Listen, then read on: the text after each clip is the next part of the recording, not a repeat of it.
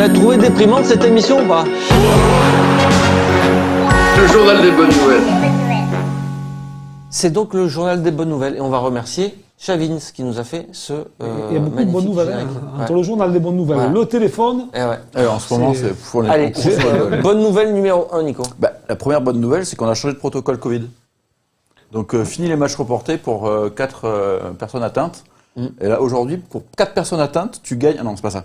Aujourd'hui, il faut que tu aies un minimum de 20 joueurs valides, qui n'ont pas le Covid, sur une liste de 30. Dont un gardien. Ça, c'est le nouveau protocole. Donc ça veut dire qu'il y a de fortes chances d'avoir enfin un match PSG-OM ce dimanche, alors que, vu tous les mecs Covid qu'il y a après Ibiza au PSG, c'était un peu compromis. Donc ça, c'est une bonne nouvelle, parce qu'on va avoir moins de reports de matchs. Et ça aurait pu être encore une meilleure nouvelle pour des clubs comme Monaco, parce qu'eux, ils auraient pu faire une liste de 80.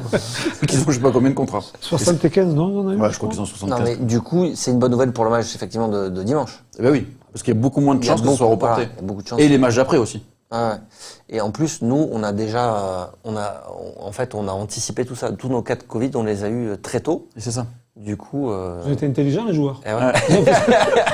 Non, mais c'est pour ça, il y en a beaucoup qui critiquent Jacques-Henri Hérault, mais le mec, c'est un visionnaire. Il n'y a pas que le titane ou les buts contre double. Hein. Le mec, il voit loin, quoi.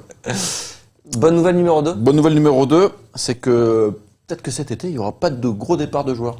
Alors oui, on veut foutre dehors des Mitroglou, des mecs comme ça, mais par contre, on va en parler d'ailleurs dans le gros débat que tu as lancé un peu trop tôt. Enfin, on ne sait pas. Non, en fait. on ne sait pas, mais c'est une possibilité. C'est une possibilité. Et avant, vu l'état des finances catastrophique du club, c'était pas possible. Et là, on va mieux l'expliquer tout à l'heure, mais là, ça se pourrait que McCourt soit un peu plus patient, qu'il attende cet hiver ou l'été prochain. Donc, en fait, ça veut dire que Villas-Boas, son plan de garder tout le monde et de rajouter 4 joueurs, il va peut-être y arriver finalement. Après, ça aussi, c'est peut-être un peu de la com, quoi. C'est peut-être de la com, mais on verra. Il reste un mois de mercato. On en parlera tout à l'heure dans le gros débat mercato. C'est ça. La troisième bonne nouvelle. La troisième bonne nouvelle, c'est que même si c'est trêve international et que moi personnellement je regarde pas le foot pendant ce moment-là parce que l'équipe de France c'est l'enfer, il y avait un petit match amical. Bon, on l'a pas vu, mais la bonne nouvelle, c'est qu'il y a eu 2 buts et 2 buts de joueurs qui ont besoin de marquer des buts.